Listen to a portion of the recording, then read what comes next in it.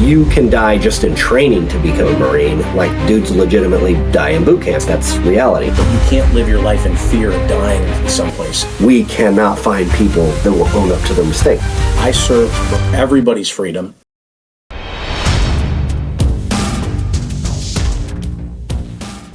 So let's start off our first podcast together.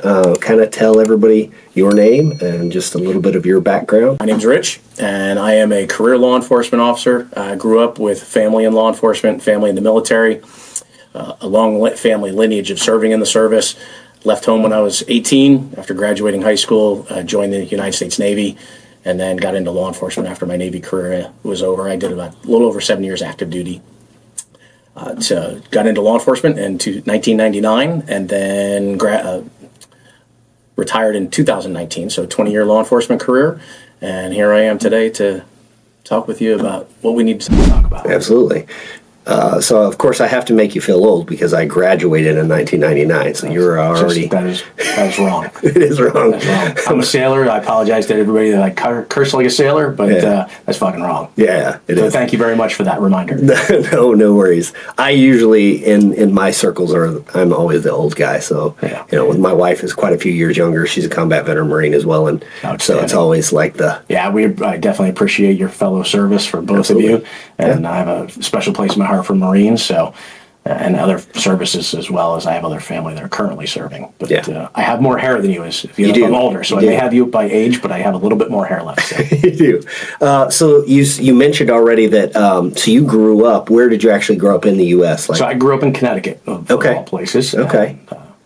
Yeah. What was that like? Good state to grow up in. So I grew up in Oklahoma. I grew up in the backwoods of Oklahoma. So Connecticut was a nice state to grow up in. There's not a lot to do. No offense to people in Connecticut right now. It's not a vacation spot, so to speak. So love the changing of the seasons. When I grew up, before you were born, we had big, huge winter storms. It was great. My dad was a reserve police officer for one of the departments there. I enjoyed it. Okay. So that when I grew up, I don't think I've ever really grown up, but when I decided I needed to do something with my life, and I wasn't ready for college, having a family history of uncle, great uncle, grandfathers that served in the military, and I don't know anybody before that in our family history that may have, it seemed the right thing to do to kind of get my life going in a good direction. I honestly say I barely made it out of high school, and when the Navy recruiter called, I was probably one of the easiest recruits for him to make quota that year that he had ever called, because I was hook, line, and sinker right away. You were selling him on you. Pretty much. Yeah, I think that's pretty accurate. So, awesome. and then the rest is kind of my history from 1988 until present day. Yeah. So, and that was going to be my next question, was where with my family tree, first person to really be in the military myself. So, but what was interesting, especially on the Navy and the Marine Corps side, is the thing that I learned. Most everybody who was in the Navy or Marine Corps that I came across, their family they're not the first ones. Right. I was among a very, very small minority of people who were first timers for their family tree. Right. So for you, that lineage was already there. Was there any specific or standouts or anything that you, from your family's background, like anybody prior, anything cool, anything crazy, anything, I don't know. tunnel rats? I mean, it was all cool. Okay. It was all cool for a kid to hear stories. And I want to touch on the fact that with you were the first one. My generation, it seemed like there was more of us that were going in because of family history. And I don't have stats to cite that, websites to pull or anything like that. But I listened to something recently where they talked about most kids going in these days are the first ones in their family. And most who have served when you and I served don't want their kids to serve. That's wild. Because of what they've done, with what they've had to go through for the last 20 plus years in protecting our country. So for me, my uncle on my mother's side was a Marine in Vietnam. And he's passed since, but he made it out, made it home. And I was the first person that he ever told stories or talked to about his time in Vietnam when I graduated boot camp. Wow. It kind of blew my family away. They were very surprised that my mother told me, he's never said a word about Vietnam. You're the first person he's ever talked to. So it was like this passing of the torch, if you will. And that was very special to me. Yeah. he never talked ill of it. And he got out, became a nurse, wanted to continue to serve people and help care for people. My great uncle was a Navy corpsman who served with the Marine Corps in Korea. Okay. And he joined up right towards the end of World War II. My grandfather was in the Army Air Corps at the time, just before it became the Air Force, but he didn't serve. He didn't actually go to war during World War II. My mother's father was in the Army, and he served in World War II. I think he was in Europe at the time. Don't know anything more than that. Yeah. But those kind of things to me were kind of things that set it in motion for me. Especially, I was very close with my great uncle on my dad's side, and his Navy service he talked about with me. And I think that's what drove me a little bit towards the Navy when the recruiter called. Because the very next day, believe it or not, after I'd already gone down, taken the ASVAB, watched some videos, talked to the recruiter about signing what I was going to do in the Navy, which was submarine community, electronics technician to start out my career. And the very next day, the Marine Corps called. Of course. And of course, right? And had they called a day sooner, I probably would have been a Marine. Yeah. But when I shook the recruiter's hand, I told the Marine recruiter that. I said, well, I already shook the Navy recruiter's hand, and I was taught by my grandfather, my father, and other men in my family that that's your bond. That is your word, and you honor that word. So since I shook his hand and told him I was going to become a Navy sailor, that's what I need to do. Yeah. And that Marine recruiter, I remember to this day, was, if you change your mind, we want you. You're the kind of guy we need in the Marine Corps. That's why not only my friends who have served in the Marine Corps, and I have quite a few, you being one of them, but your other Army career as well. Yeah. That's why the Marines hold a special place in my heart. Yeah. The guys I went to college with that went on and served, and the enlisted Marines that I met during my life, that's in the family history behind that all. I mean, an uncle that served in Korea and I think he was at the Frozen Chosen crew that was there for that. I mean, it's just unreal. And when Vietnam was a very trying time in our country's history, and those that went over, whether they enlisted or they got drafted, they did our country a service. Right. And that wasn't always appreciated at the time, and I want to honor that as well in the things that I do in my life. Yeah, the Frozen Chosen, just you saying that immediately, and I would imagine for anybody who's heard the stories from somebody who's been there, or if you've been through military training, and you, especially in the Marine Corps, they focus on their history. You know a lot more about the Marine Corps once you make it through boot camp. The Chosen Reservoir is one of those times in history where you go, that's one of the battles I wouldn't want to be at. That's one of them, right? Yeah. One of the most recent movies that came out was about one of a hero black pilot that crashed, didn't make it out, but that showed what I envisioned a realistic scene of that combat mission to be like. And I think that may have been where my great uncle served. If it wasn't where he was, then I apologize. Yeah. It's not meant to take anything away from anybody. But yeah, very, very, very interesting stuff for me to kind of wow, I need to be part of that history in our country. Yeah. And there's not enough that do it. And it made me successful. Listen, I failed at a lot of stuff in my life. Yeah. Haven't always done the right thing. I've always tried to do the right thing for the right reason. I've never done anything to anybody maliciously. Right. I can honestly say that and look myself straight in the mirror, but I haven't always done it right. I made mistakes. Right.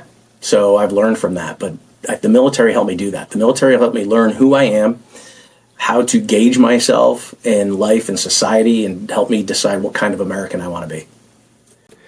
I think that what you just said there should resonate with the young people that hopefully are going to be our main focus audience for this podcast, because there's so many people that I think from what you had already said, where their parents are kind of dissuading them from maybe joining the military as they'd already served, and maybe they had been done wrong in some way, whatever. For everybody, whatever their reasons are, absolutely. They're training their kids that maybe they shouldn't go in the military. But they can't be good, law-abiding, great Americans contributing to the betterment of our society, but they just don't want them to do it in the service. Right. Maybe for whatever their reasons are. But at the same time, at the end of the day, and I'm using myself as an example, my father absolutely forbid me from going in. My mom just tried to bawl her eyes out.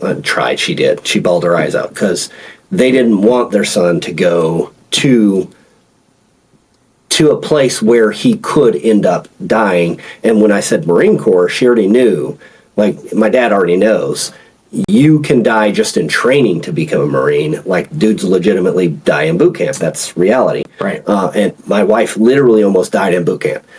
That kind of stuff does happen, but that shouldn't be something that should dissuade somebody from even considering it. No. And now today, I think that the numbers we're talking about in present day, in 2024, are dwindling, and they're having a really, really hard time finding people that want to go that path in life. Well, so I like that you brought that up about going someplace and dying. Mm-hmm. And kids hearing this need to understand that depending on what your beliefs are, you don't know when that's going to happen. Right. None of us do. Right. Whether it's tomorrow, an hour from now, or 50 years from now. Right. So I've taught my family that. It's like, listen, you have to go do things that you have a passion for. Always put people before yourself. Service before self is one of my family mottos.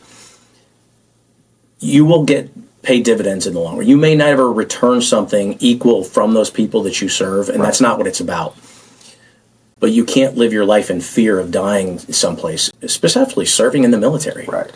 Many have paid the ultimate sacrifice. Right. More are coming back from combat with wounds that they would have never survived in prior wars. Right. I never saw combat in the military, but it could have happened to me on a ship. Mm-hmm. Could have been the sub, could have been the surface fleet ships and minesweepers that I served on. So you just have to go do something that has value and means something. Right. Young kids today need to be reminded of what there is to gain, and not just financially through college tuition Absolutely. And the GI Bill or That's things the thing like I want that. to focus on. Free college education. It gives you a different appreciation, no matter what your political persuasion is, no matter what your race, creed, color, religion, or identity are. The military gives you an opportunity to see America from a different perspective, and I feel learn to appreciate everybody in our history, no matter what they did and what they've given to get us to this point, a little bit more. Absolutely. Yeah. And so you're not as selfish, you're not as self-centered, it's not all about you. Right. It's about your teammates, it's about your next door neighbor, it's about your coworkers and serving them. And that's where I think one of the difficulties with this next generation, Gen Z, and as they move forward, what all the other generational names will be, but specifically, of course, right now the conversation is Gen Z, and they're having a hard time.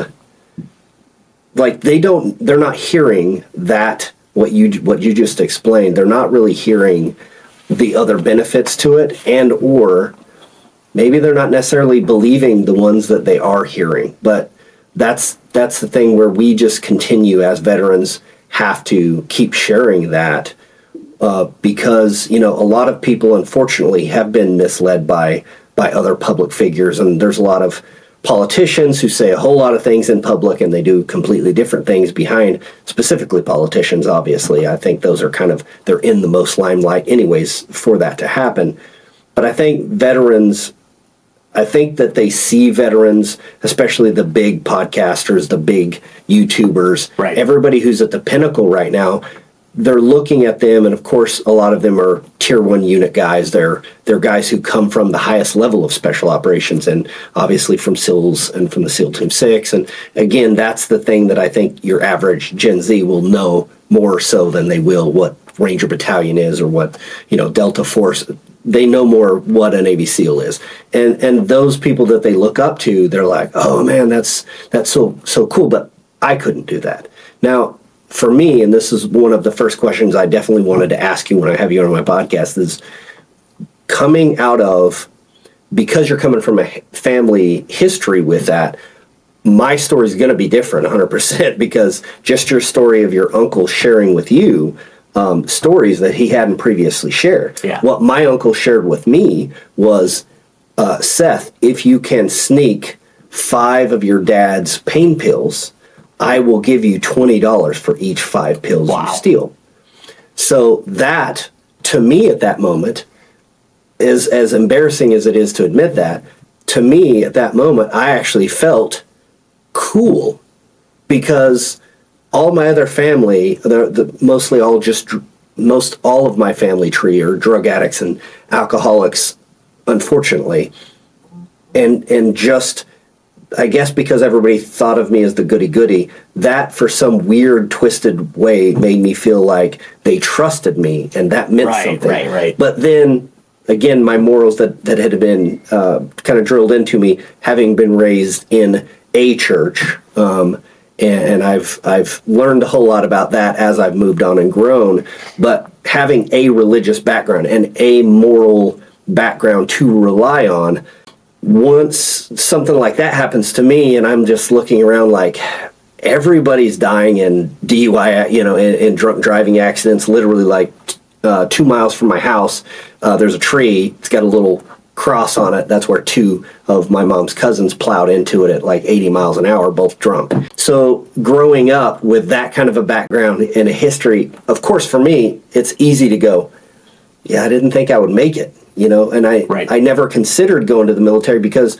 I thought that's for people like you, to be honest. I thought somebody who already has a background, a family who's a good family and who can kind of already prepare you for that's what I would have had to come from to do this. And it wasn't until a high school football coach asked me what I was going to do my senior year. Yeah. After I had already finished football season. And my coaches nicknamed me Rudy because I was terrible at everything, but I was tough enough to get back up and hit people as hard as I could. I got hit all the time. I got my clock cleaned constantly, but I kept getting back up, and that was literally my only skill set on the football field. But because of that, he told me, he was like, he asked me what I was going to do, and I said, well, I'm going to be a firefighter. And long story behind that, because I was homeless at 5 years old because of a fire that took everything we had. So for me, as a 5-year-old, I literally sat there and watched everything that we owned burn. Wow. With the volunteer firefighters, because we were out in the country. We were like an hour from any town. And they literally sat there with a empty water truck because somebody forgot to put water in the water truck. And just sat there with us and watched it all burn. So I thought at 5 years old, I'm going to grow up to be a firefighter because I'm going to remember to put water in the water trucks. Right. Yeah. So from that, I literally got my whole North Star. That's what I'm going to be when I grow up. Now, fast forward to, it's not happening fast enough, and I don't have money for school or anything. My parents never gave me a dime. I paid for everything my entire life.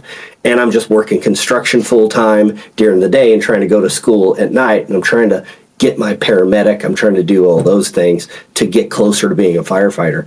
And, there was just this moment where I don't know why that I felt all of a sudden like maybe football had prepared me for that. But I didn't really have, again, a background or family that could look me in the eye and go, you could make it. This is the opposite. For my family, it was, you're not going to go. And it was, I'm going to cry if you try to go. And most of everybody else just told me I wouldn't make it, especially in the Marine Corps. But we know different now, don't we? We do. But, I had to prove that to myself. So from your background and your family tree and having that, when you decided to join the Navy, what were the conversations realistically like for you? With that, did anybody try to sway you in one way or the other? Did you ever tell anybody you wanted to try out for SEALs or for any other type of additional anything? No, absolutely not. So the very first person I told was my father. I was living with him at the time, and I spent time with both of them. My parents separated when I was 12 years old. Okay. And divorced. Yep. So in order for me to barely get out of high school, I actually had to stay with my dad because he made me do my work. Yeah. Where, for whatever reason, I didn't do it when I lived with my mom. Right. So it was weekends with my mom during the week to make sure I stayed focused as much as I could, and I wasn't strong academically at the time. I told my dad, and he said, "Are you sure?" And he offered to help me see if we could get me into the Naval Academy prep school. If I really wanted to go to the Navy, why not go to the Naval Academy? Yeah. I said, "No, I've got to do this my way." My dad did very well in business for a while, and I had a good upbringing. Yeah. We had our family drama like anybody else does, but I knew something deep inside was like, I have to find my way. I have to do things my way, not to do them stubbornly, right? But because I'd been given so much and I felt like I hadn't done enough. I went to a very good school. I didn't take advantage of that academics, whether it was my own inability to grasp academics at the time, or whether it was just being a juvenile delinquent teenager, just wanted to have fun more than anything else. I had to set my path. I had to find my way through this world and do something and earn it. Yeah. And that came, I think, from that male upbringing that I had, that positive male influence. And so my dad said, well, the next person you have to tell, he said, actually, I think he said, you know what you have to do next? I said, no, what? He said, you have to tell your mother. And I went, oh, yeah, I guess I do have to tell my mom. Yeah. She didn't blink. I mean, she probably did, but she didn't hesitate to say, okay, like, I support you. My mom has supported me through everything. And not that anybody else hasn't. Right. But moms are different. Absolutely. You have that kind of mom that is, no matter what you do, she's always been uber positive about everything for me. So I've been very blessed to have that. Yeah. And every time I've made a career move or a career change, I do get asked, are you sure this is what you want to try? Okay. I believe in you and I support you. You can do it. So I feel bad when people say they don't have that. Yeah. But there was something else. There was a similar fire in both of our psyches and both of our spirits, or whatever you call it. I mean, I didn't grow up in a church family per se. My grandmother on my dad's side tried to have us go, and my dad didn't, so I rebelled. Like every good son tries to follow their dad to a point. I realized the error of my ways in that, and I would never force that on anybody else per se.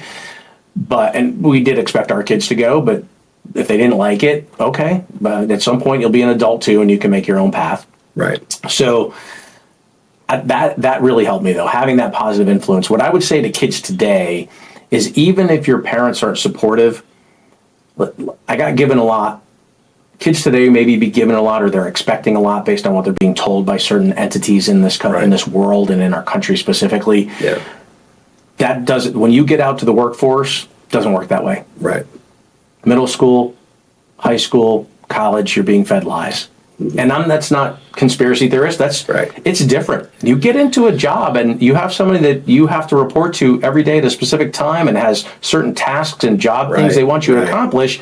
It's not just, oh, you don't feel like doing it? Oh, don't worry about it. We'll get someone else to do it. It doesn't work that way. Right. So I'm glad you brought that up, because as a hiring manager, I literally had to sit across from people who had a bachelor's degree, and then somebody who had 2 years of experience. That's a whole other podcast as far as degree. We'll get to that. Getting a job in that. Just because you touched on that, where I had to literally, I'm looking at these two candidates, and this guy worked at McDonald's, right? Which is kind of the stereotypical catch-all for the job nobody wants to do, is working at McDonald's. But how many successful people have done that job? That's the irony, is instead, a lot of kids went to college, and then they came out, and they don't have a background in work ethic. They don't know what it's like to try to deal with angry customers. They don't know what it's like to deal with difficult coworkers or a difficult boss. They struggle boss. Socially because of social media apps being the only connection they have to other human beings. That's why college is still really good. Mm-hmm.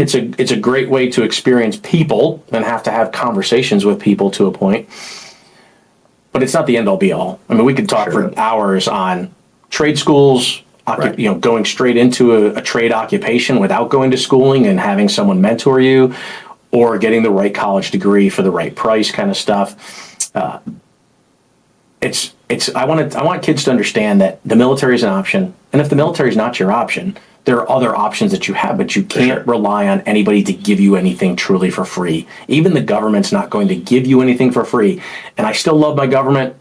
I'm not always happy with the decisions that they make in trying to, not necessarily run our lives, but protect our country, or how they're telling us how to live our lives, or whatever road you want to go down with that. Right. But I still believe in it. I still believe in the foundation of what we're built on, and it comes through hard work, determination, and support of each other in getting that accomplished. So we're big supporters of our kids' high school's junior ROTC program. I've had 2 sons graduate from high school already.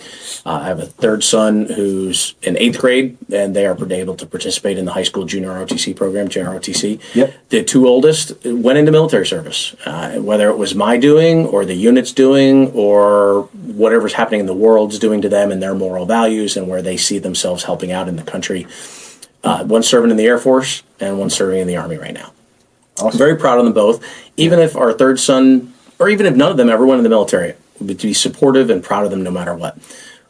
One reason we support that is because I want to share with the kids that are part of the program options. Like how did the military influence my life? How did my family influence me? How did the law enforcement world and serving in that community for 20 years influence me and help me in my path through life? I want kids these days to make informed decisions. I want them to hear various pieces of what opportunities are out there for them, so that no one's telling them that the only thing you can do is this in this life. Right. And it doesn't matter who they are as people, as human beings. Race, creed, color, religion, identity, I say that a lot. I served for everybody's freedom. Yep. I want them to make informed decisions to do something similar. Just give something back, because nothing comes easy. Right. So we're big supporters of that. But because I don't have access to all the kids just through that program, ever since I was in law enforcement, I would do career days. I would go and speak at high schools, mostly, occasionally elementary schools, once I had kids that were elementary and middle school age. Yeah. In my first tour of duty in law enforcement, I went to the high schools and I did career days. And I wanted kids to know that this is who I am, this was my life, these are the things that impacted me and influenced me. Now take that bit of knowledge and decide what you're going to do with your life. Right. One of the things I always hope is that if there was just one kid that I helped them make a positive change in their life, then I've succeeded, even if it's one child. Right. In my whole entire life, in my career, whether it's my own or someone else's. I used to tell kids in high school when I did those to everybody stand up. Okay, everybody from here on over, sit down.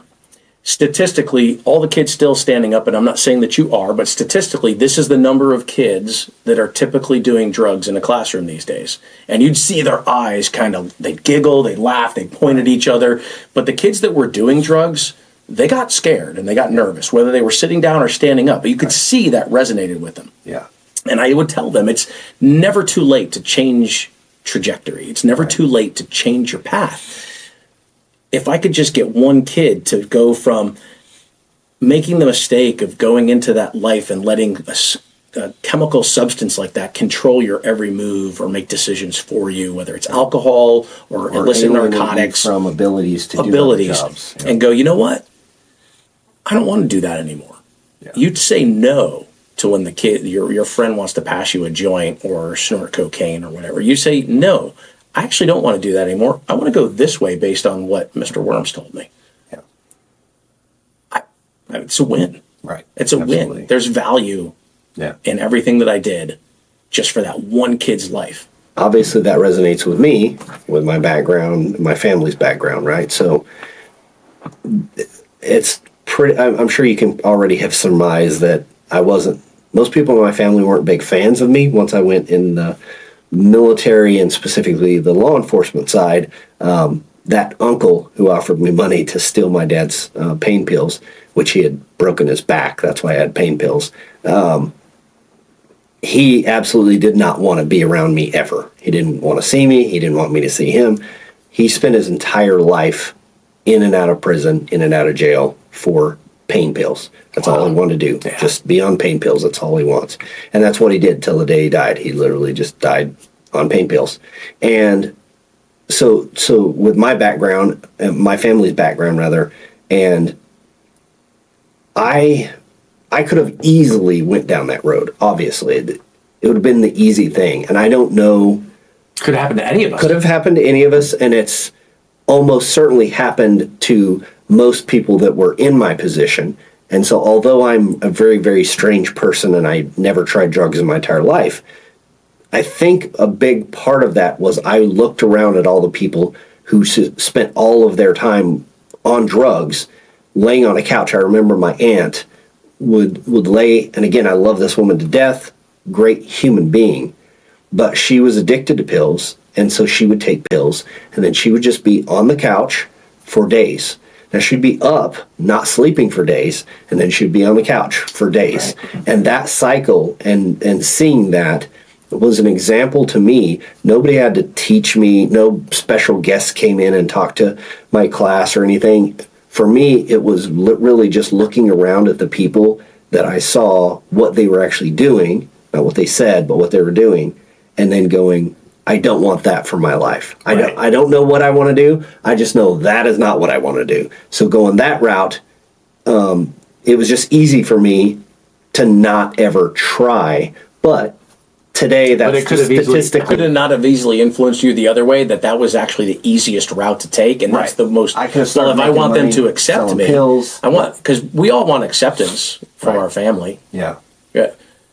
There's all kinds of examples we've seen throughout human history of boys seeking acceptance from mother or father, daughters seeking acceptance from mother or father, and doing things in their lives to gain that acceptance. Right. And I'm not saying anyway, there's certain things that are just flat out wrong. Right. But there's other things that aren't so bad to gain that acceptance. But to not realize that's not for me. Yeah. I don't need that acceptance. Right. I need to do something different. That's hugely mature for a kid when you were at the age you were at to make that decision. Yeah. That's amazing. Yeah. Also, just makes me weird. No. Especially in my family tree, right? Because I'm the only one. Wasn't it the late Jimmy Buffett that said, hey, if we weren't all crazy, we'd all be insane? Absolutely. Absolutely. So, that being said, what your take on that is, of course, going to also be my take, because my experience has taught me the exact same thing that I taught you. And this is the part where I tell people, too, that I always want to emphasize. You served in the Navy. You got a son. Yeah, don't hold it against me. I do hold it against. I don't. But you have a son who's in the Air Force. Yes. Son in the Army. Yes. Now, I served in the Marine Corps and then in the Army. Yes. It doesn't matter if you're in the Air Force, the Navy, the Army, the Marine Corps. Or the Coast Guard. Or the Coast Guard. Or the Space Force now. Or the Space Force. Let's never forget the Space Force. No matter where you go and no matter what your job is, you're still going to... I'm going to obviously say there's going to be different things you're going to experience if you're special operations, if you're jumping out of airplanes and you're, or if you're conning a ship in the Navy, or if you're special boat service, like no matter what you're doing, howitzer operator in the Marine Corps, whatever it is, it's going to be different from doing maybe HR in the military, doing some of those things, but the life experience that you're going to get, having just served, having left your hometown, gotten away from your parents, all the other influences that you had. And this is the part where, for me, especially with my family's background, that I think is why me choosing the military is the reason why I ended up having a really amazing life compared to a lot of the family members that never left home and just tried to gut it out doing it the hard way. And they've still made ways to have great lives,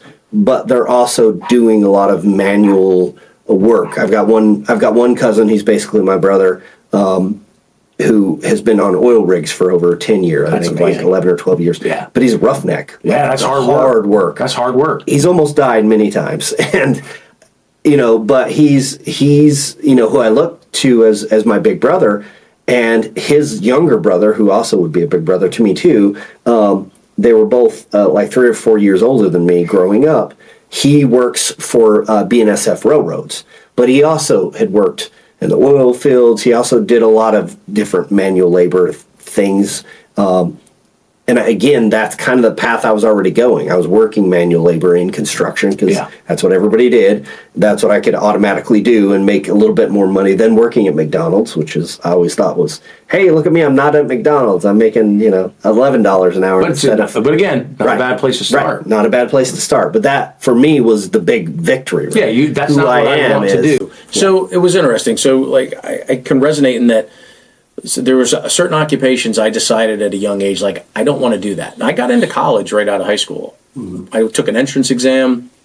Once I got toured the campus, I realized wow, I'm not academically strong enough to succeed here. And I don't want to be a failure in life at large. I failed at some things. Definitely not to start with. I haven't finished. I mean, I've tried to finish things I've started, but there were other things that got in the way. Yeah. You can call those failures, whatever you want to call it. I didn't succeed at everything I put my mind to, even in the military, and specifically in the military. But there were certain civilian jobs, there's nothing wrong with that job, but that's not what I want to do. Right. So how do I not do that? And if I go to college, I might end up doing that job. So I have to do something different, and that's when the Navy recruiter called. So you said something that resonated with me, too, as far as the hard work thing with your big brother. That's what it takes, though. And doing it, like, if he enjoys it, as hard as it is, and as salty as he probably is working out on the rigs, definitely roughnecking it, he finds satisfaction in that and a sense of pride and honor in doing it.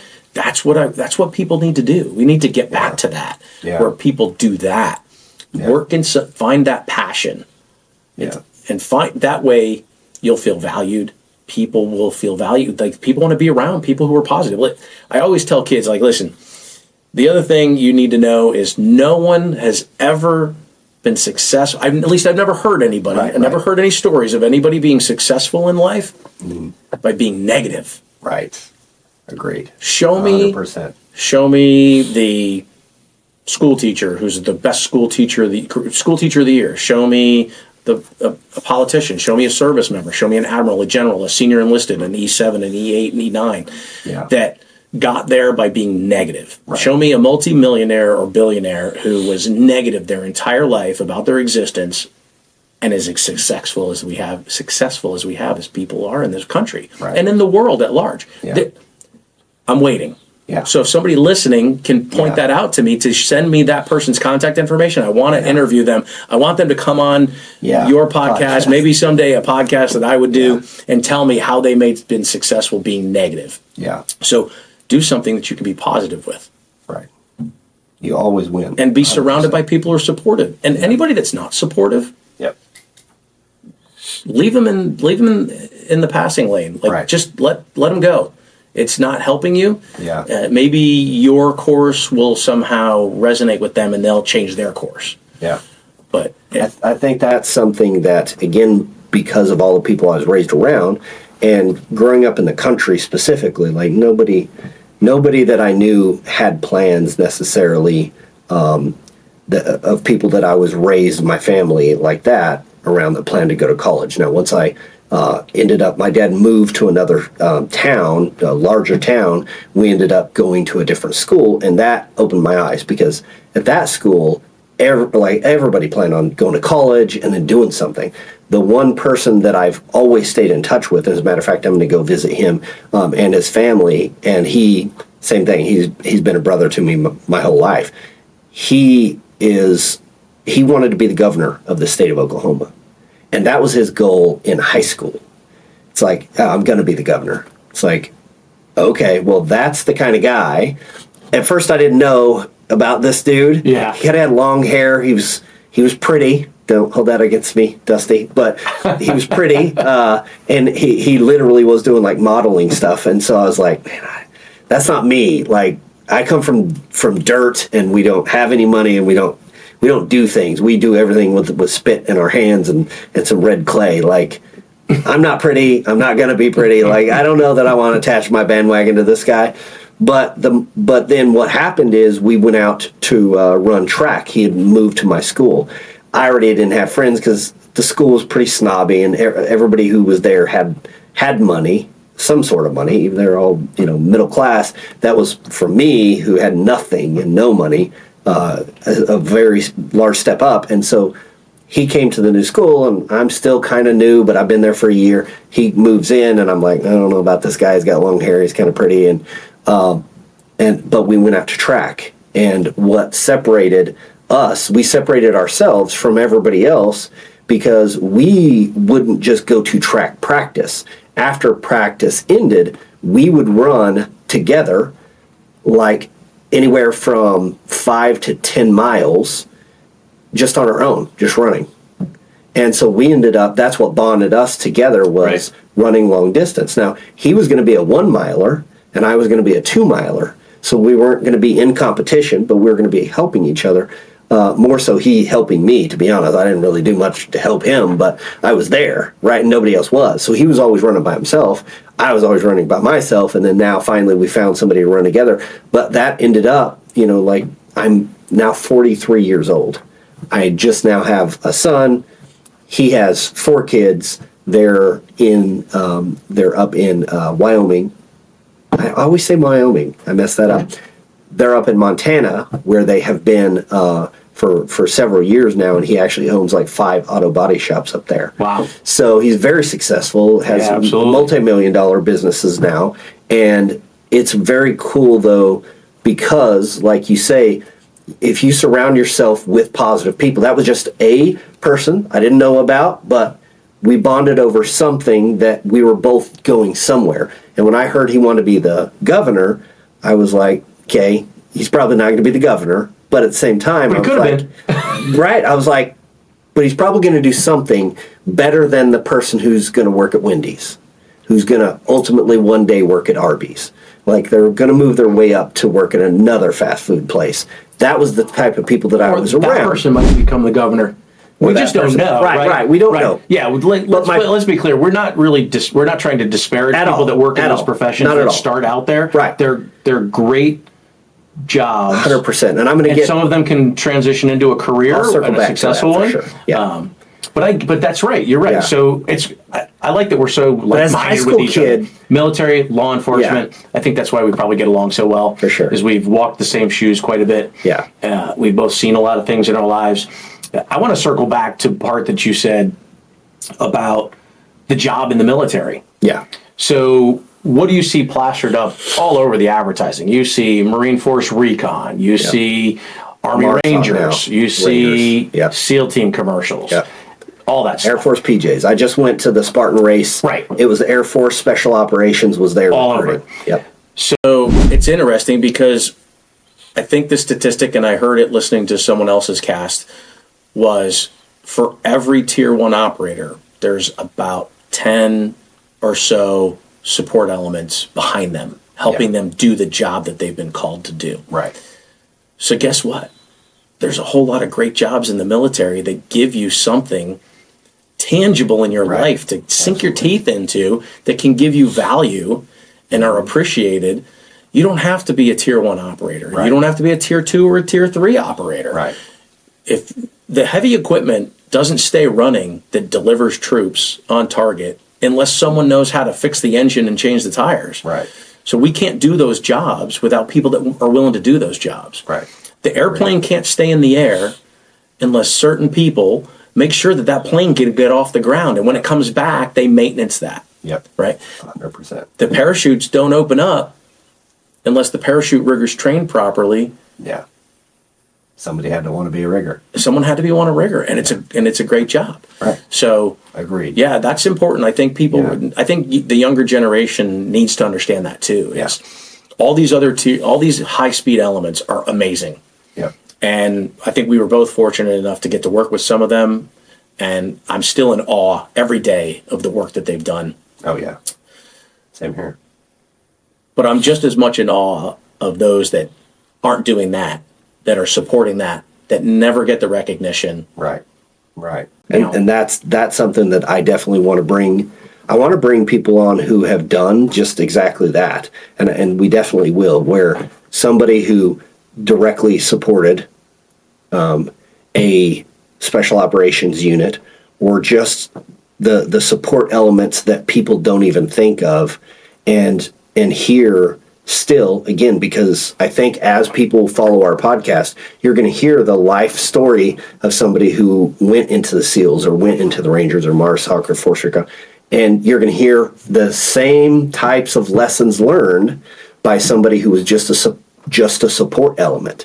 Because again, like I've already pointed out, no matter what branch you go into, or what service that you go into, what job you go into, you're going to have you definitely have more different experiences being in the Navy doing specifically what you were doing than I had being in the Marines, but then later active duty being in the 75th Range Regiment. But the lessons and surrounding yourself with the right people and all those things that after we transitioned out, because what was the total duration of time that you were in active duty?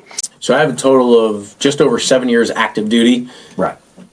Obviously, you all have to do some reserve time. Mine was inactive reserve, and could have been potentially recalled, but I was always told in the law enforcement community that I was in that you're non-recallable. Right. Which wasn't the truth, unfortunately, because I would have gone back in a heartbeat after September 11th, and I found that out because a fellow colleague who was a Marine said, "No, the Marines recalled me, and I went to Iraq." I'm like, "Wow, all right, yeah, but that's amazing."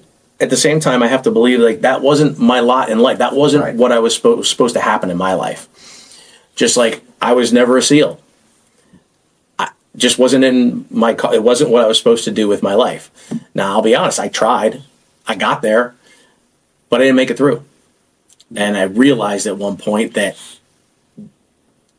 getting injured and continuing to try again makes me more injured. I had an injury that was severe enough, and I still deal with it today. I'm not saying that because I'm looking for a pity party or anything like that. Right. It's part of my story is that I realized, wait a minute, this is just a stepping stone. This is an honor to be here and to attempt this, but clearly this isn't what I'm supposed to be in my life. And it transitioned into a 20-year law enforcement career, which I'd like to think was very successful. Put a lot of bad people in jail, stopped a lot of bad things from happening to people. Law enforcement, exactly. And that feels pretty good. Yeah. You know, and sometimes it doesn't. Sometimes it does. So I have to remind myself, like, no, listen, just because you didn't get to do that cool thing that you thought was super awesome was going to be your life, you did this other really amazing thing. And maybe some people hear about it. Maybe nobody wants to hear about it. I don't know. Yeah. It was very rewarding. I know I helped people. I know I got victims justice.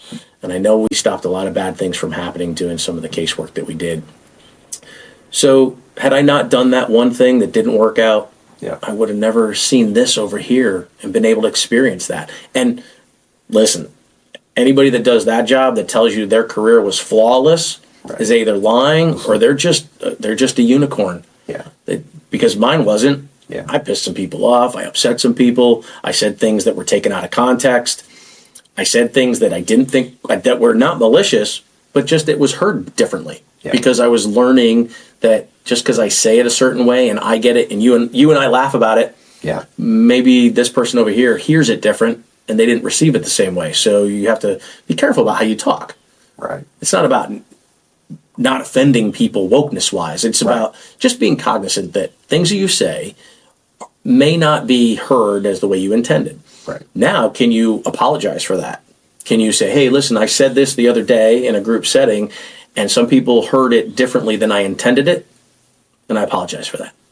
Wasn't my finest moment, but definitely wasn't my worst. Right. And I think that earns some respect in the world from people. If there's one thing that somebody could take away from this whole thing, everything we've talked about, the one lesson that I wish, this is just me, one lesson that I wish everybody who's coming out of middle school, going into high school, coming out of high school, going into college, if there's one thing you could focus on that would improve your life dramatically, and you're going to see this no matter where you go, whether you're in the military, whether you work at any low-level job, it doesn't matter what you do.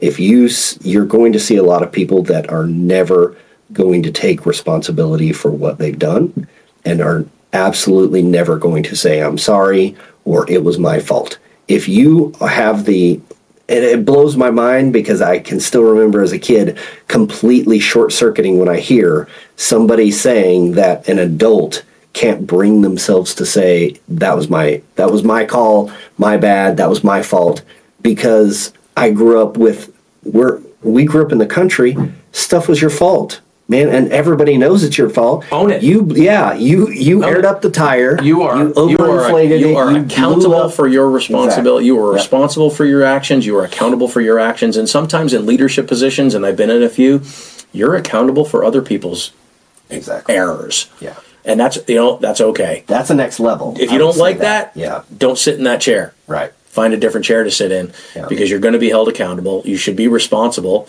And that's all right too. Like, it's not someone else's fault. Stop pointing the finger that, it was somebody else made me do it. You have a choice. I get a little bit frustrated with everything I hear in society and things that we hear from the talking heads about it's not your fault, or people learning how to pass blame on somebody else when it was their choice, and that people don't have choices. I think there's hopefully a lot that people can take out of this, both adults and kids, young and impressionable minds alike, that we've both highlighted. Another one, I think, is don't let other people define you. Yeah, agreed. Right? And know that your actions will be judged. Now, we're not supposed to judge other people, but we all formulate opinions based on how other people act or things that they do, how they treat us, how we see them treating other people. That's the world. Yeah. It's tough. It's not easy out there. And if you can be responsible, take credit for your success and your failures, and recognize when you make mistakes and try to correct those, apologize to the people that you've harmed, even if it wasn't malicious. Right. Hopefully it's not malicious. Right. There's just no place in the world for that. There's already too much hate. But if you make a mistake, own it and try to make up for it. And if you do that and people accept that, all of you are going to be better off. Period. Plain and simple. I mean, I really think it's that basic. Yeah. But too many people are taught to be victims, and it's someone else's fault. Someone harmed me. Woe is me. Yeah. No, it's not. Yeah. Not always the case. When that's the case, that's why you and I did what we did in our careers. Because when that happens, then we go after those evil people. Right. And I think that with young, impressionable people, especially right now in the social media age, I think it's really hard.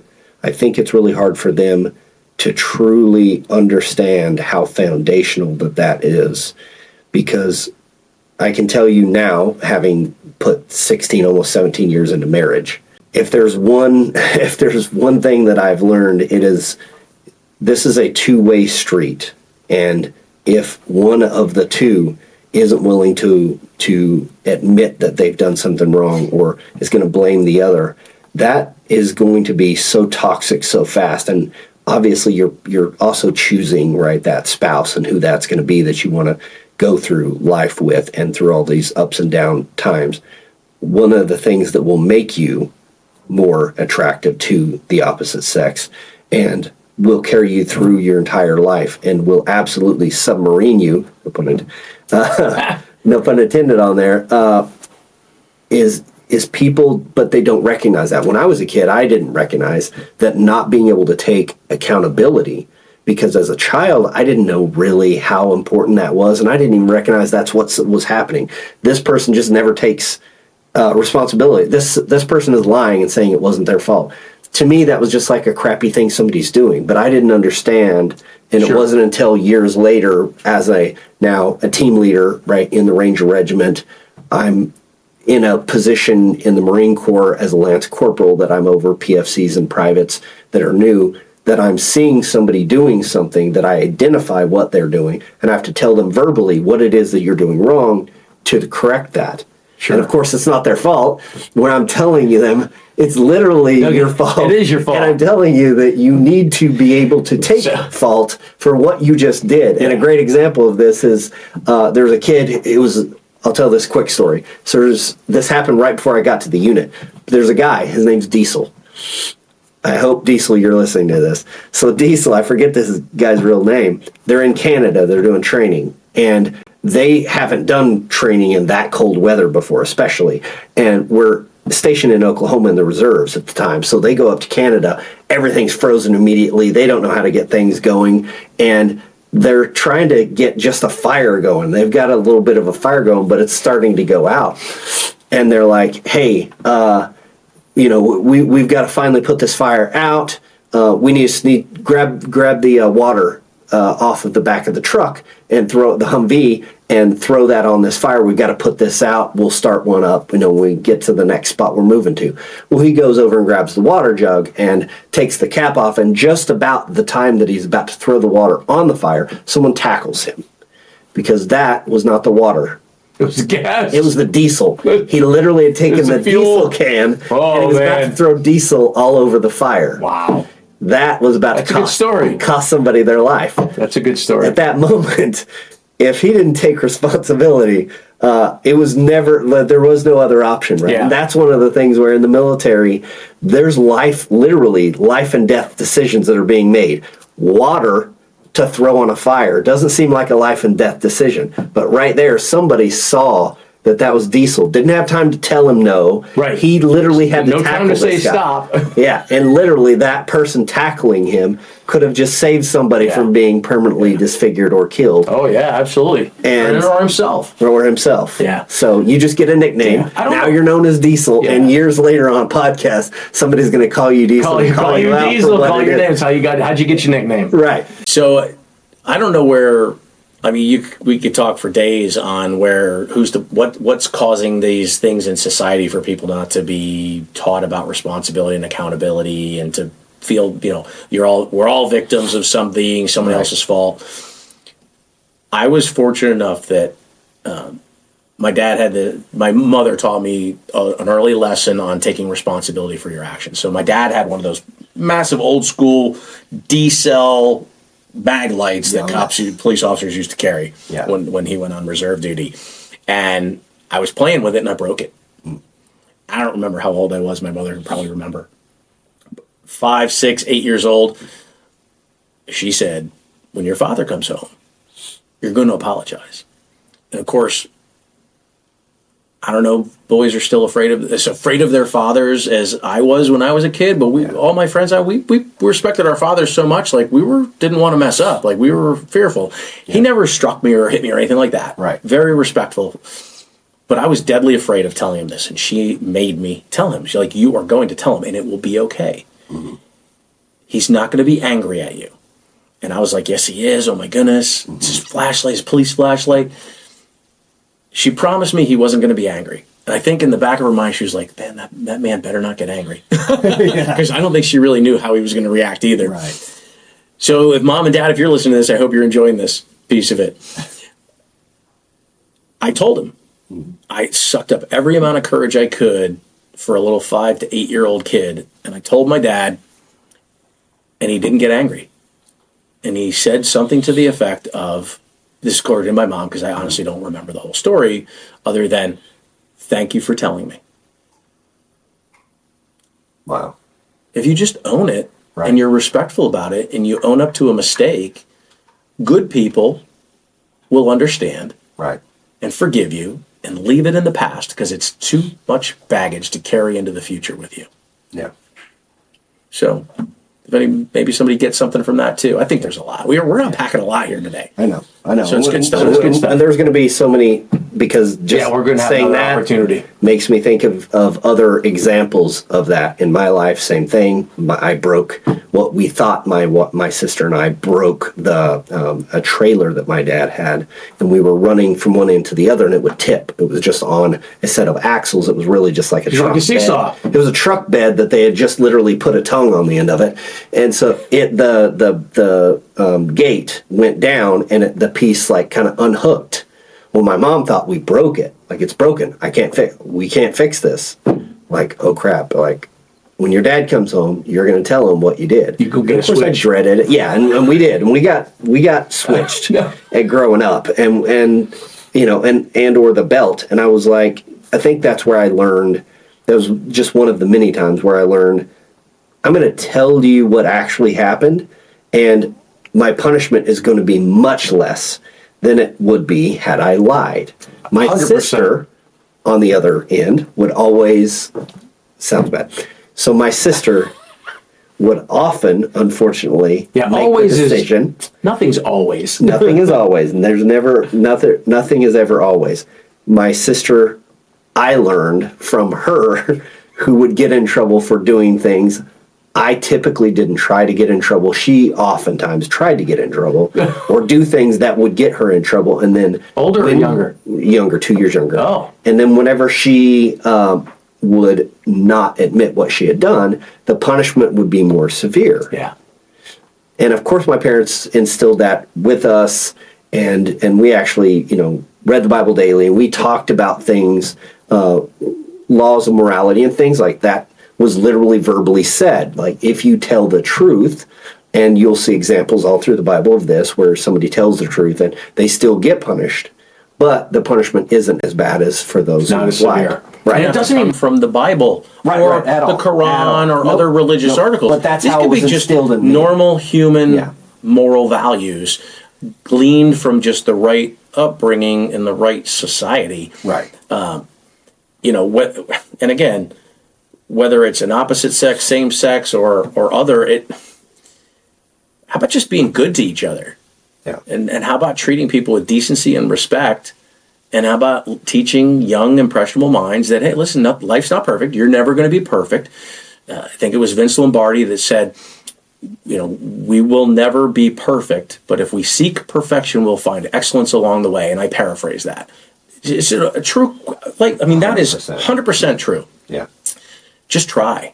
in everything. But That's the part that most people, they think of a football coach who the Super Bowl trophy is named after.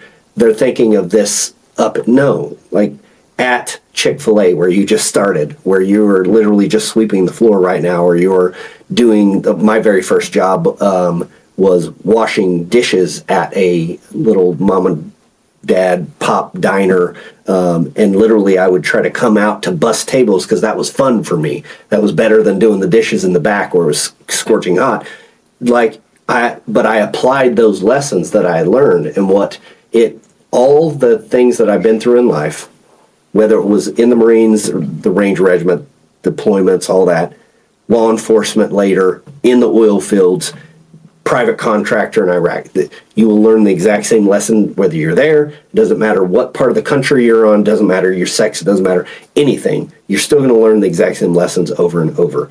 Doing the right thing is always the right thing, and if you do the wrong thing or you make a mistake, as long as you own up to it, it's always going to turn out better. Although nobody likes to be punished, you're still going to learn also that you're going to gain the respect of every single person. And that is more prevalent today than ever before in the history of our nation, because today that is not being instilled in this generation. Unfortunately, we're just by the statistics and just by what everybody is dealing with, especially working on HR and as a hiring manager, I'm getting to see, and I'm going to conferences where all these people are talking, and they're like, we cannot find people that will own up to their mistakes. Jocko Willink, of course, now wrote the book, Extreme Ownership. Yep.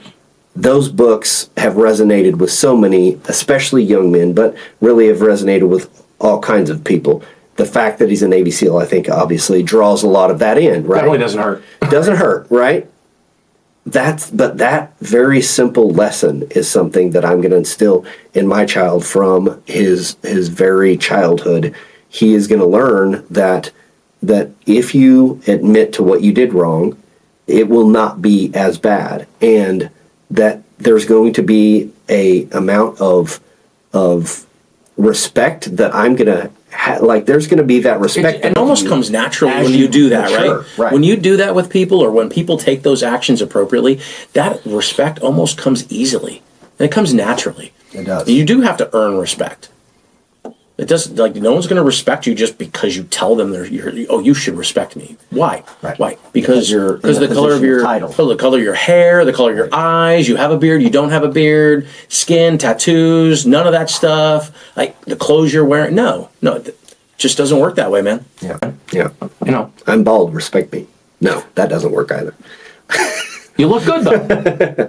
No. So these are things that I think we want to keep just bringing to our audience, and just trying to share with them specifically the foundational things that we were taught that made us successful in, as you point out, like you were in a different branch, I was in a couple of different branches, but what you've instilled in your children, what I'm going to instill in my children, because on this podcast and everything that I do, what I'm going to do is I'm going to give everything that I know away. I'm going to give you I'm going to teach the same things to our audience that I'm going to teach to my own children. Right. 100%. I'm not going to teach them some secrets that I'm not going to teach everyone, because at the end of the day, the impact that we both want to have in our lives is our legacy. And that's not just to our children. In times past, that's how it was. You come from a family where you have a legacy of people who've served in the military. There's going to be lessons you have learned, right? In my mind, as a kid who wasn't with any of those things, who didn't have that background, he's going to know things that I clearly don't know, and I'm not going to have those advantages, right? Vice versa. And I had to learn things the hard way, blah, blah, blah. But that was my perception. But in reality, now, because there is such a thing as podcasting and people are listening to just basic conversations that people are having, we're able to share that with people.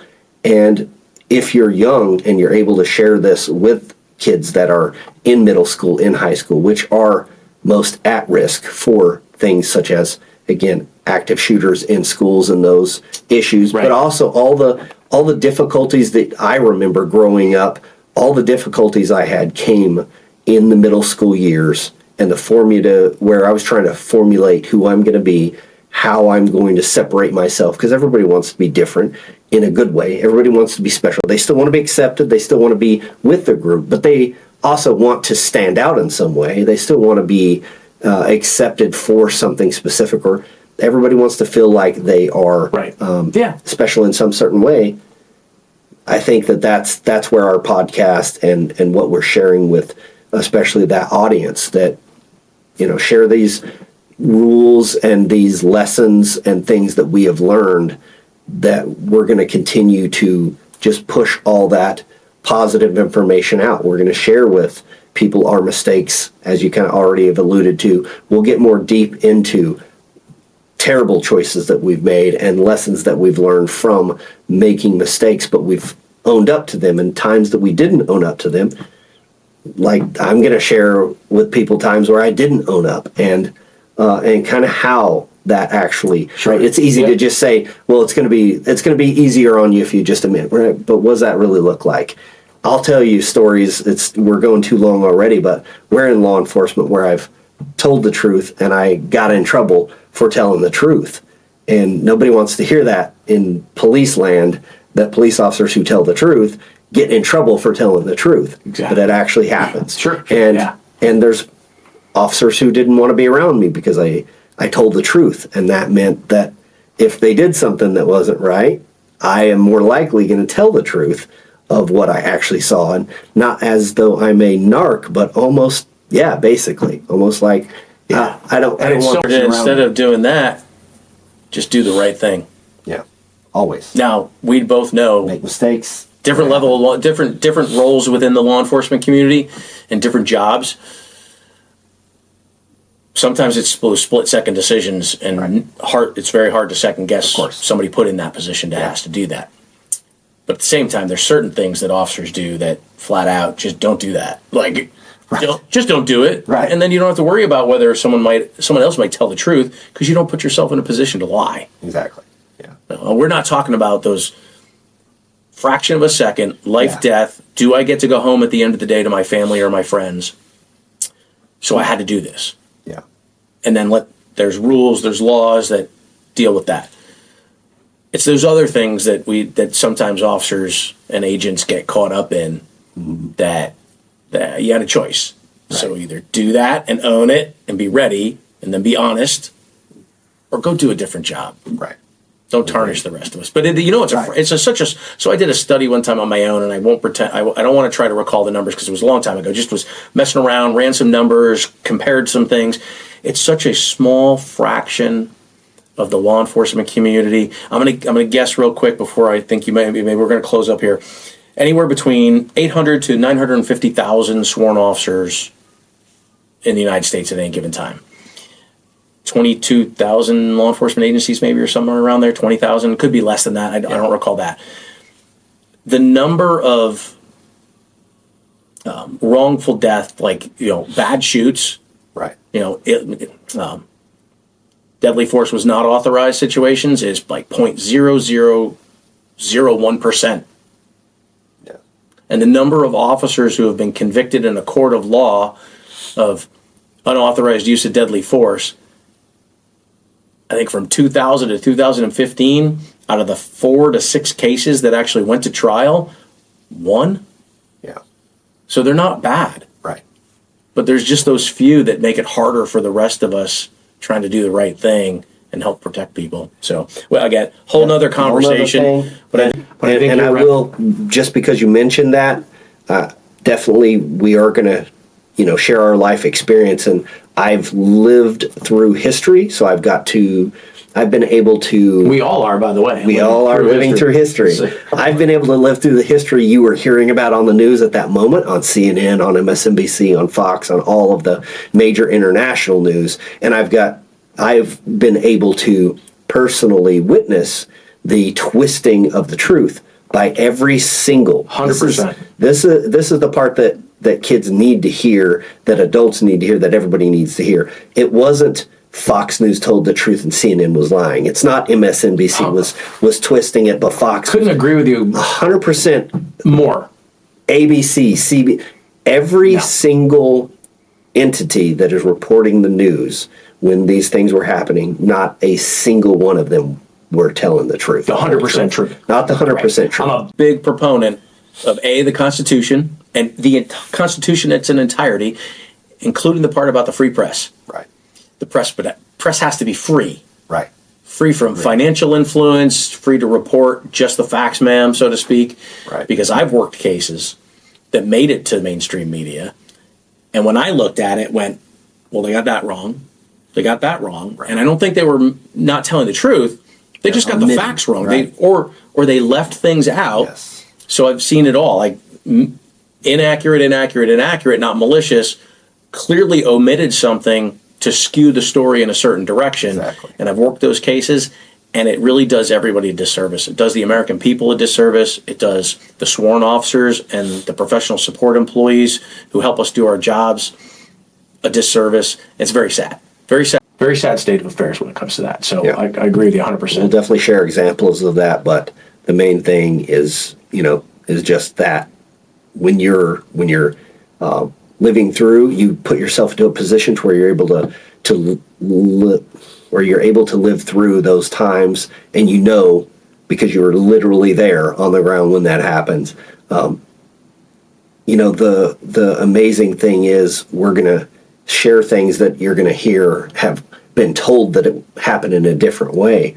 But that, again, is, I think, one of the great things about podcasting and about veterans being willing to put themselves out there and tell the truth and not hide anything and not have some ulterior motives or anything else. Sure. It's just, this is what happened. That's it. Like, this is what happened. This is what I saw. This is what actually happened. Again, I think that is really what's powerful about podcasting, and that's the reason why we're both starting down this road, is because we want to share the true life experiences that we've had. And you may be able to go online and see where on CNN and Fox and MSNBC it said that something else happened here, or it looks like it was just, okay. But understand that we were actually there. We actually experienced all these things, and we're telling you this, and we're not getting any money out of telling you this by telling you the full, true background of the story. Somebody that was there. Somebody that was And there. maybe it wasn't us. Maybe there's Right, maybe and there's that's a what I was guest you gonna say. bring And on we're gonna bring on who guests can say, for that hey, exact I was same there for reason. this. Yep. And then there's going to be stuff that we just don't want to talk about. Right. I mean, I think that's fair too, is that there's things that we probably had happen in our lives that, like, Sure. yeah, that topic is off limits, and we have the right to do that too. But I think hope it resonates with people, and I hope it's received in a positive way. We know as well that people that go off into this world of sharing and storytelling and helping to try to educate, et cetera, there's always going to be trolls and haters out there. Yeah. Like, that's more their problem than it is yours or mine, so to speak. We're trying to help people. Just Right. want to help people. Positivity. Yeah. And again, just sharing kind of everything, just putting it out there. And I think that's one thing that's going to make our podcast just a little bit different, is because instead of embellishing, the fact that I will admit, like, I did this, and this, and really wasn't that cool. Like I've done a lot of non-cool things. I've done a whole lot of non-cool things. I worked on some spreadsheets in my career that was not cool spreadsheets. It Not just cool. had to be done, though. It was work that had to be done. But telling somebody that, and that's why I want to bring this up, because you were in the FBI. You retired out of the FBI. Oh, see, now we were going to keep that a secret for a while. No. That's got to come out. But you're at the highest level in law enforcement, and so I don't know. I don't like that. If you Okay. don't mind me saying that, Touche. I appreciate that. Yeah. Right? I do. It means a lot, and I respect it. But I don't think when I was in the FBI, and I hope today's agents don't. And I know the agents that came before me, that I had the honor of serving with. We never saw ourselves that way. I know sometimes other law enforcement agencies looked at us that way, or thought of ourselves that way, but we were really just there to augment and support the work that they were doing, as well as the work we were doing. And we were working in a different space within the criminal world to thwart crime, or prevent it, or respond to crime proactively, reactively. I honestly look at patrol officers and deputies who are in the squad car hours on hours, encounter after encounter, with a whole lot. I put them up here compared to myself. That to me is a whole nother level of service to community before yourself. if I can do anything to support them, it's going to be 100%. Yeah. We always have to evaluate. I would try to watch a lot of shooting videos to learn from it. I was never in a shooting myself. And then I want to try and understand what may have happened without overly judging the officers that were involved in the shooting. But there's clearly some glaring errors when you've been in the community at some capacity. And I've been on the inspection of FBI-involved shootings process. There's some things that might have been wrong. We have to be able to talk about that. And I hope uniformed officers are ready to talk about it, because how else are they going to learn? So you can't pretend like it's, don't ever judge him, you weren't there. Hey, absolutely true. Be very careful about passing judgment on the patrol officer who had that traffic stop and what turned bad. Right. And then the decision that they made to try to go home at the end of the day, or maybe they didn't get to. Right. But if we don't evaluate that in a critical manner, then no one else can learn from that, so the same thing doesn't happen to somebody else. Agreed. So, but I tend to put them up here compared to where I put my own agents and myself. I was a patrol officer, so I can tell you. Yeah. I'm pretty cool. You are a badass, in my opinion, and I appreciate that. But I do appreciate the sentiment, too. I mean, the white collar of law enforcement is just a different piece of it, in my opinion. And it was a pleasure to serve there, and it was an honor to serve our country in that capacity the way I did. That's awesome. Well, I appreciate you saying that, because honestly, don't take that the wrong way. I've never talked to an FBI agent who's ever corrected me on that, or not, who's ever elaborated on that, because that's just kind of like I don't think I'm an anomaly in that mindset, but you may not hear a lot of them admit that. Yeah. I mean, maybe there's some arrogance. I mean, I don't know. It's just not how I think about doing what I did. Was not this better than. But it is difficult to go through the rigors to get into the FBI, and the selection to get to that is. Let's get back together another time, and I will share my hiring process. Okay. And how fortunate and blessed I was to get to do the things that I got to do when a lot of other people didn't. Yeah. There's a joke in there with a fellow 3-letter agency. Okay. And a good friend of mine is the son of a really good friend of mine. And he and I are now really good friends. He said I was like his second dad. Went to one of those other 3-letter agencies as an agent, and so I'll save that joke for another time. There are probably plenty of people out there who understand where that joke is going, but we'll save it. Yeah, and I'll definitely talk about my time in law enforcement as just. Yeah, I want to hear more about that. I want to hear more of like your experience and what you went through, and whether or not. And again, that's where being fully transparent always is what I'm going to tell my sons and daughters as I'm raising them, because I left for a good reason. Mm-hmm. And I look at people who have stayed and people who have left, and I absolutely respect both of them for those reasons.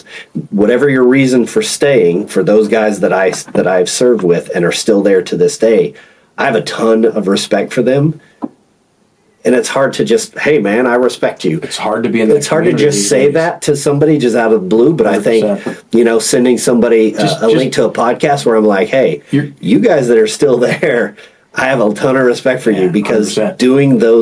Taking those calls for service and legitimately almost being involved in shootings, almost being involved in bad situations where I wouldn't have went home at the end of the day. Being willing to step into the uniformed services of our country when recruiting numbers are so low, but still willing to go do that job, knowing the numbers are diminishing, and being patriotic. You're going to be the one standing at the gate. Isn't really cool to be anymore. I growing up, man, patriotism was like it was like to be American and unity under the flag. The flag doesn't stand for anything but our desired effort to be better to each other and to strive for something greater for each other as well. That's what unites us. It doesn't mean one person or one this or that over another. Right. It's that we all stand for something even when we disagree. So just know that you're raising your kids will be, you miss out on the, you don't have to come to the Great American Teach-In anymore because you're not in a cool job anymore. Right. Yeah, exactly. I know. I think about that. Dad, you used to be cool. Right. Yeah, I know. It's funny because I remember from deployments, we would come home and then some guys would go to schools and talk to kids when we just got back from one of our combat deployments. And I'm like, I didn't really feel like I was cool enough to do that at that point. But at the same time, now that I sit there and think about that, I'm like, Yeah. I've done so many other things since then, but I'm not a current active duty ranger, so I can't just go strolling in there with my tan beret on and everybody respect me. But I already did that. Like I did the whole thing. So my full was 5.5 years, almost 6 years in. But then I left, just like you had said. I did want to say that about what you said. You did, 7 years active duty. You did all these different things. For me, coming from a special operations background, having done 3 years in special operations and 4 combat tours and doing all the cool schools I got to go through and all that, there's a lot of people that feel like they peaked. And I think that there's a lot of difficulty for people who've gotten out of the military or have gone in. They did sports. They were at a very high level. And now what are you going to do after? Right. We all knew your name on Saturday, on Sunday when you were doing this, on Friday night when you were doing this. Now where are you going to go? And I have known people who peaked in high school. And it's so sad because you see that they're just miserable in their everyday life because they never thought about truly what they were going to do with the rest of their life, and they had goals to go to the league, or to go to a professional level, and they didn't, and then the rest of their life, seemingly from the outside and having interactions with them, it's like this sad, wistful. They wish they had done all these other things. But instead, it's never too late. They stopped. Listen, until they put me 6 feet under, or they cremate me and shoot me off into the sun, whatever it is, there's always time. It's never too late to and if you're just looking for glory, rethink that. Yeah. Rethink that. We didn't even unpack a little bit. Your military service didn't unpack mine, like things that other than submarines and the other things I got to do, and really cool stuff maybe for another time as well. For sure. Only so that people can understand, like, you don't have to be the tier 1 element guy. There's other pieces that play a vital role. There are other. So glad I got a chance to experience those things. Yeah. And I'm okay. I would have liked to have, I would have, I don't want to say that actually, as far as, maybe we'll say that for another time, just how I feel when I see people who didn't get to come home. Right. Yeah, that's definitely going to be a deep one, and something we'll have to unpack for a little while. So, Very cool. This is the end for this podcast. Right on. We will pick back up. We'll talk about law enforcement on the next one, kind of share some more personal experiences there. And again, until then, brother. Well, thanks for having me. Enjoyed it. It's been an honor. As Pleasure. always. Thank you, sir.